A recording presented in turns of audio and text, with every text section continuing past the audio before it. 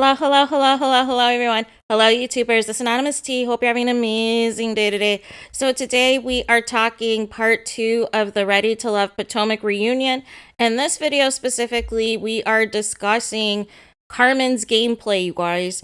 And basically, the episode started out with basically multiple people calling out Carmen of how she was trying to call different people in the cast, and she specifically wanted to break up who she deemed the two strongest couples, which at the time were Ace and Laverne, as well as Joy and Clifton. And so basically for Sabrina, she didn't need to, go that route or mess with any other couples because Laverne was already in her bottom anyways because she didn't have a connection with him. But there didn't need to be a plot on her end because she was already, having connections with Demetrius, Tori, and Donovan at that point. However, Carmen's approach, she needed to find a way to stay in the game. She needed to find a path to the end.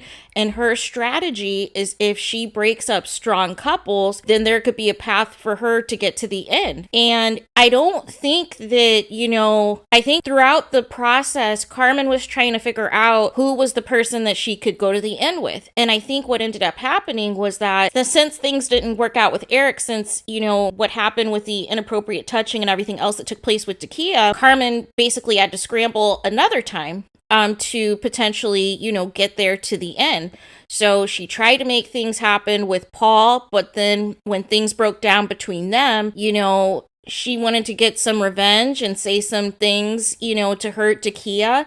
And then next thing you know, her and Donovan are in this alliance. And she's talking to Donovan. And she's talking with Joy and Clifton, And then next thing you know, her and Donovan are strategizing, okay, if we get to the end, let's break up, Sabrina's last connection with Demetrius because that makes room for us. So we could be there with Joy and Clifton. And that's what it's giving me, you guys. That's what it's giving me. And it just feels like the energy is off. The energy is down.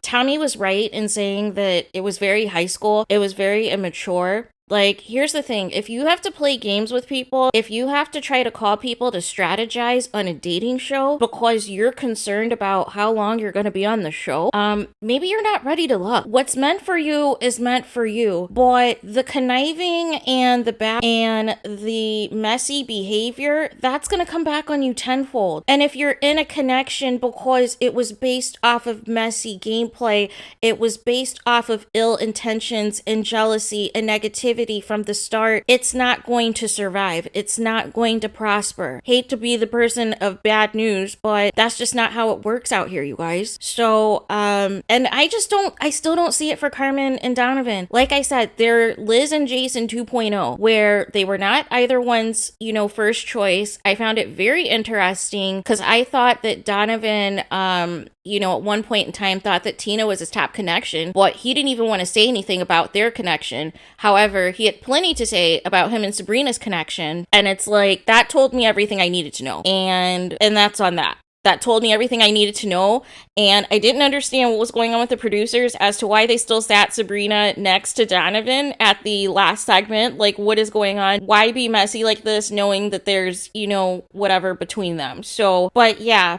I just wanted to speak on Carmen's gameplay because it was pretty apparent to me that there were conversations she was trying to have. She was trying to rally her own alliance to break up the couples. And I find it very interesting now that she is BFFs with Joy and Clifton, and her and Donovan are like, filming their interactions and everything else, and like, all super buddy with them and everything else. And it just feels like she feels guilty. So therefore, she's overcompensating by doing the most in this friendship. And I just think that, her, like Joy, I think they had ulterior motives in terms of why they came on the show. And I think because of how their characters have been displayed on this show, it has completely tarnished their reps. It's completely tarnished their brands, because if it was so good, if everything was all good, you guys would not be having to defend yourself like this on social media and doing all these Instagram lives and going to all these different,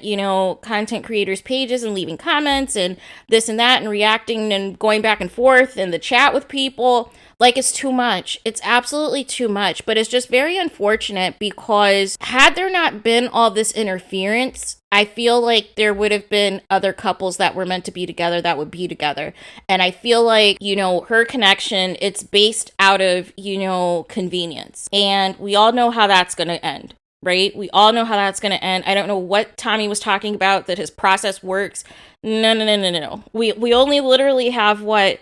Mario and Riva, who are still together, Rashid and Simone, and Clifton and Joy, like, that are actual couples. Did I miss anybody? So there's that. But let me know your guys' thoughts. What do you guys think of Carmen's gameplay? Let me know in the comments. Please do not forget to like, comment, and subscribe. Hit the notification bell so you're notified the moment I post new content on my channel.